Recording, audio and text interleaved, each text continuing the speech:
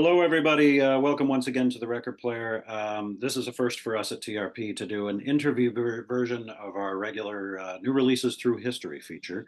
But it is a special day because 44 years ago today, on July 11th, 1980, this album right here was released. It is Ultravox epic and brilliant Vienna album. I am beyond excited to have with me today to talk about that record, as well as everything from creating Do They Know It's Christmas to his current tour that brings him to Canada and to Toronto's legendary El Mocambo on August the 16th. It's Midge Ure in the Record Player. How are you, sir? I'm doing incredibly well, thank you. Um, I appreciate you spending some time with us. I know it's only just past noon here. It's almost dinner time or supper time, I'm assuming there. So I hope you're not too hungry and you're good to spend some time with I think I'll be okay for the next 20 minutes or so. us. There's a lot to touch on here that I'd like to talk about, but I want to start with Vienna. Obviously, 44 years, it's been a very, very long time. To me, it's unbelievable how long that the record's been out and how long people haven't been enjoying it. The first Ultravox song that I ever remember hearing was Passing Strangers when I saw the video on the New Music, which was a TV show here in Canada. And I think that was the day my sister fell in love with you, to be honest with you. That with the pencil mustache and all that stuff, that was fantastic. Why do you think this record, after all these years, continues to have the effect that it does on people, the fans and everything?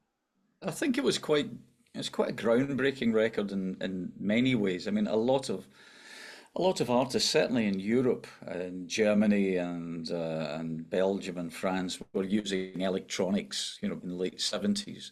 And so we weren't the first to use it. In fact, I had a conversation with John Taylor from Duran a couple of years ago. They were in the studio making a new album, and he said, I bumped into him, and he said, "Oh, we were playing your Vienna album the other day just to kind of vibe up and listen to what we all used to do back then." He said, "Why does it sound the way it does?"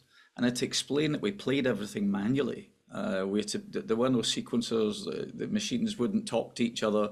So everything that's on there is played just like a band with the guitars and bass and drums, where it's not exactly in sync. It slides, it has human emotion in it, it moves around.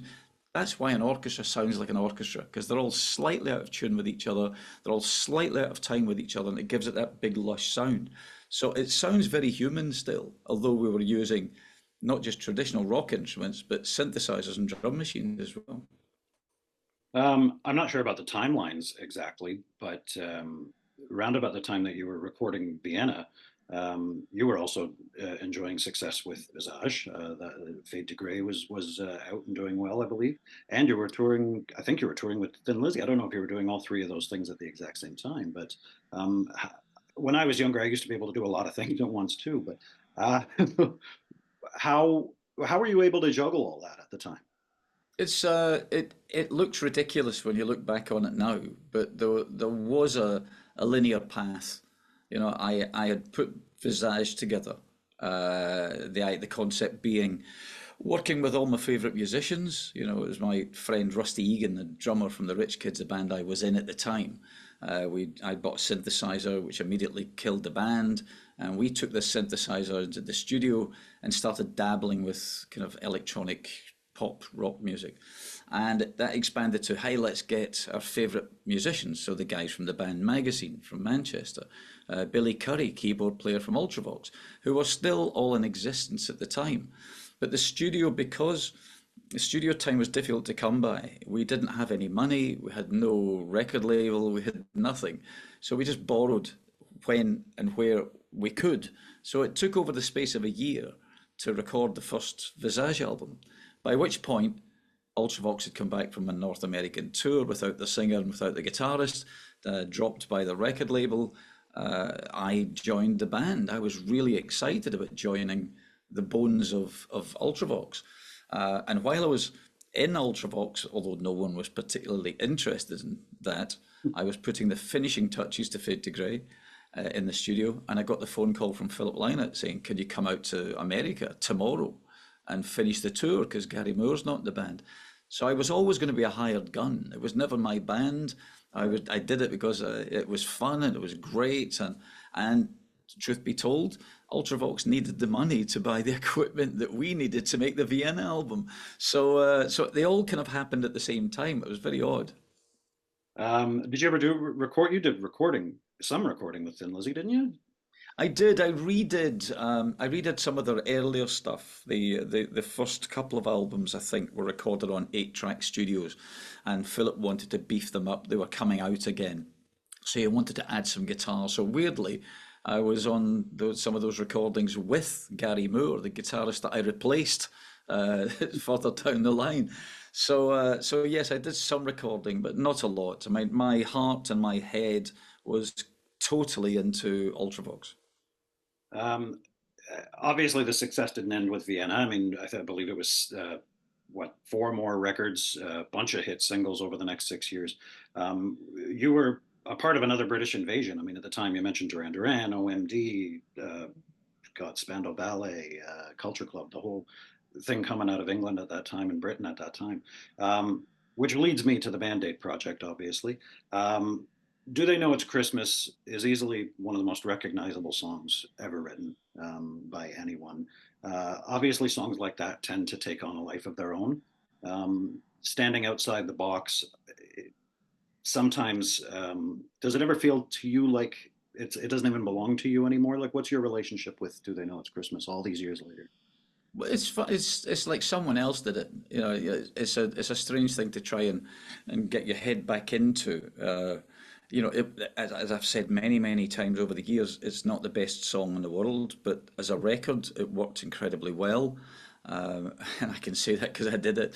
But it does, even now, you know, 40 years later, 40 years this year, when that track comes on the radio, you're least expecting it, or it comes on the supermarket when you're walking around the shops, or it's just playing, you know, pre Christmas. It still does its job. The hairs on your arm still stand up. There's something really quite special about it, and it's not just the what it was for, why it was done, and the association with all the artists. There's something about the recording that just gets you. It's a wedge, what I call a wedge. It starts very small and just builds and builds and builds until you get this big sing-along thing.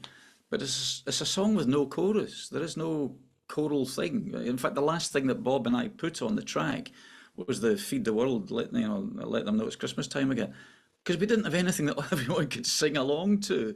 So it was a really strange thing to do. But you know, weirdly, I've just got off the phone to Bob. You know, it captured people's imaginations, and of course led to Live Aid, which is still seen now as one of the biggest music events and a social event ever. So that's quite incredible to see that. But it does feel like someone else did it. Um, the I'm sure you've been asked a million questions a million times about Live Aid and about Band Aid and the whole thing. I'm just going to ask you a couple of rapid fire quick questions that I've always wanted to know the answers to. Um, were all the egos really left at the door? I mean, you see the documentaries and everybody, oh, the ego, everybody was there to do a job, and all the egos were left at the door. Was that really the case? I mean, was there anybody who kind of came in grandiose, I'm better than everybody, or nothing? No, not at all. The one thing that they didn't know when they turned up was what the song was going to be like, because you couldn't email them a song. It didn't exist. You know, they couldn't pre-run the song and figure out the melody and stuff. They all came in cold to do it. But at this point, they'd all seen the footage. They'd all known, they knew it was all over the news. It was global news, the famine, it was horrendous. You couldn't escape it. So they knew why they were there. And we told them beforehand, don't bring your flunkies, don't bring your gophers, don't bring your manager, don't bring your guitar tech. You don't need them. I've done the track. The track's there. Phil Collins, yes, please bring your drums. You know, but other than that, it really was as basic as you could possibly imagine. There was no food, there was no drinks, nobody supplied anything. You know, when Boy George finally turned up after having forgotten about it and flew in from New York on Concorde at his own expense, I have to say, I have to tell you, he had to put his hand in his pocket and buy a ticket. When he turned up, he said, I've got a bit of a throat, you know, can someone get me a brandy? And I had to press the intercom button on the mixing board, and just say, no, there's no one here to get it for you. If you want a drink, you have to go to the late night shop round the corner and go and buy something. It really was that basic. So there were no egos. I see. After watching the documentary, not sure the Status Quo boys didn't have a drink. They had something. I'm led to believe they were having a good time. Oh, I think they were. As a producer that day, I mean, you produced everyone, every huge artist on the face of the earth. I mean, nobody had any. I don't want to sing it that way, or I can sing it better this way. Was it a good work along? Can you imagine how intimidating it would be for any one of those, irrespective of how grandiose their self-opinion was, you know, to stand up there in front of all your contemporaries Yeah. and say, I don't want to do it that way, I'm going to do it this way, and then me having to say it's not very good. It's not great, is it? They didn't know the song, they were learning the song as other vocalists were doing their part. So we had to kind of talk everyone through it piece by piece, and they were only singing a line, so they couldn't just try and, do all their vocal acrobatics. It wasn't the right thing to do. It wasn't the right place to do it. They came in and did it. The one person who did change the vocals slightly was Bono, because on the guide track I'd sung the song so they could hear how the melody went, and he just decided to jump the octave. He still sang the same melody, but he just went way up, and that moment the whole thing changed. It became a key moment in the song. So yeah, there was none of that at all. Um, Speaking of which, I mean, you Ultravox were just as big as any of the other bands that were there at that time. Why didn't you, or Geldof for that matter, why didn't you guys sing a line? You had every line to choose from. You wrote the damn song. Why didn't you pick one? We didn't write enough. That's if you think about the records, we to split the lines. So a line starts with Sting, and then all of a sudden it changes to Simon Le Bon or whatever it was, because we hadn't worked out. We didn't know exactly who was coming for a start. We'd spoken directly to the artists, not a manager, not someone who might write down the time and date of where they were needed. So we'd spoken to the artists. So Bob and I are standing outside that studio where we had 24 hours to do all the vocals, all the chorus vocals, Phil Collins drums, and mix the record. Otherwise, we would miss the pressing plants the next morning to get it out in time for Christmas. So we got there, and we said, well, okay, you've got one line you can sing. So I had various vocalists sing one, maybe two lines, and maybe double those lines with a different vocal, and then cut between who was going to have it. It's the only way we could fit everyone in, because the key to it was to satisfy their individual fans, because we wanted their following to buy that record. And they wouldn't buy it if their favourite singer wasn't singing a line, I suppose. So it was more important that we had Sting and Paul Young and, Spandau and Duran, all of those guys, because they had massive, massive followings. So it was kind of cold and calculated in that respect. Our whole criteria was to generate as much money for the cause as we possibly could. And that was, by doing that, we made sure we did. And I mean, and the money continued. Live Aid, the concert, you mentioned yourself, probably the biggest, I would say, in the history of music. It's either Woodstock or Live Aid, 1A, 1B, right? Which one's 1A, which one's 1B? It's arguable. For me and my generation, it's Live Aid. I mean, that was an event, that was a massive event. You, the person who helped organize it, who was one of the brains behind the whole thing. What was we all know what most people think, but what was the key set that day in that show that made you say, this is mind blown, this is what's going to make this show? Or were I you too think immersed in it at the time? I think there were maybe a couple that I kind of expected. And I knew Queen were good, Right. but Queen were very smart. Everyone had 18 minutes on stage, so you had to cut your set to suit that. Because before you walked on stage, nobody knew this. Before you walked on stage, in order for it to stay in time, because we were bringing in satellite feeds from all around the world, and satellite television was still in its infancy at that point.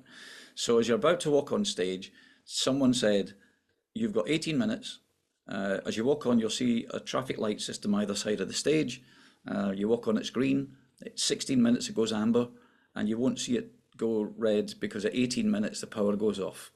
And that's how everyone stayed on time. So Queen had taken their 18 minutes and done a segued best of greatest hits section, which was phenomenal. But equally so, the New Kids on the Block, i.e. U2, came on there and got lost in a moment. Should have played 4 songs and ended up playing 3 songs and stole the show as well. Just it was mesmerizing to see this band just getting the girl out the audience and dancing with her and doing all of that stuff. They were exceptional, but I sat in the audience watching some of this thinking, I'm not going to like the next act. I'm not a big fan. It's like you do. And then, of course, they come on and blow you away because they are brilliant at what they do. So, those two, I think, were the highlights for me. That's awesome. The highlights for me were Phil. I'm being a huge Phil Collins fan. Speaking of which, whose idea was it to put that man on a jet and send him to do both shows in the same day? Did he say I'll do that, or was that someone who? That came from Phil. As far as I know, the man's a workaholic.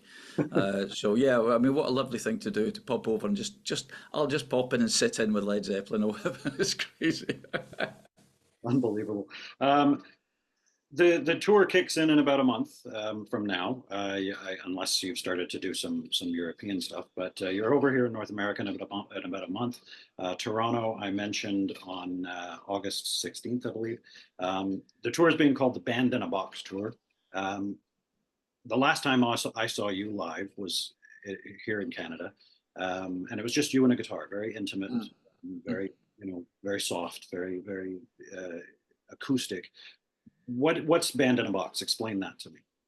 It's something that I devised a couple of years ago. Howard Jones, my old friend, asked me 2 years ago to come out on tour with him.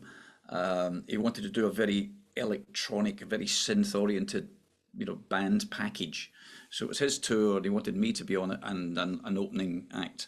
And I had to explain the school teacher in me came out, and I had to sit down with Howard and say, Howard, you've had a lot more commercial success certainly in America than I ever did. So the fee that you get is slightly different from the fee I get. I can't possibly bring an entire band out. So he said, well, figure something out. I'd really want you to do it. Figure something out. So I devised this Band in a Box, which is basically a kind of, I don't know, a cool karaoke thing. It's a keyboard player playing the majority of the synth stuff. I play synths as well. I play guitar and electric guitar and vocals, and I've programmed some drum loops and some bass synths and stuff in a Band in a Box, in a computer laptop and stuff. So it's the closest thing you'll get to hearing what a full blown band would be like, but making it realistic. It's either that or I come out with my acoustic guitar again. And I certainly don't want people who don't really know what Midge Ure is to come along and think I'm a folk singer, because that's really not it. It's a means to an end. I thought it was fantastic. The last show that I saw, because I saw Ultravox years and years ago, and to see you just with a guitar, I thought it was amazing. Oh, it's good fun. It's a very different animal, and you can interact with the audience, and it's very relaxed and very welcoming audiences and stuff. But sometimes you just want to strap on your electric guitar, and sometimes you want to get behind your synthesizer and make some noise. Mhm. I assume we're going to get a run of the gamut career-wise on the set list. Yeah, I'm covering a good fair old chunk of the Ultravox stuff, which a lot of people never got to hear. If you weren't there when you were there at the Massey Hall or the Massey Hall or whatever, uh, a lot of people missed out on that. So I'm doing a lot of the Ultravox stuff, a smattering of Visage, and a chunk of solo stuff. So I'm covering fair old spectrum. As long as you do stuff from this record, which is one of my favorite albums of all time. Absolutely. I might just be doing the title track. And Dear God, come on, you got to do Dear God. And Dear God, of course. As a proud Scotsman, Midge, I've now interviewed Larry Gowan, Eddie Reader, and yourself. So me from born in Cumbernauld, the thriving metropolis of Cumbernauld. I'm now happy that I've interviewed the three of you. I still have Annie Lennox, Shirley Manson, and Jim Kerr. That was it. Yeah, those are three are still on my list. So I thank you so much for this, for spending some time with us in the record player. Good luck on the tour, and we can't wait to see you come through El Mocambo on August the 16th here in Toronto. Brilliant. I'm looking forward to it. Thanks, Midge. Take care. Thank you.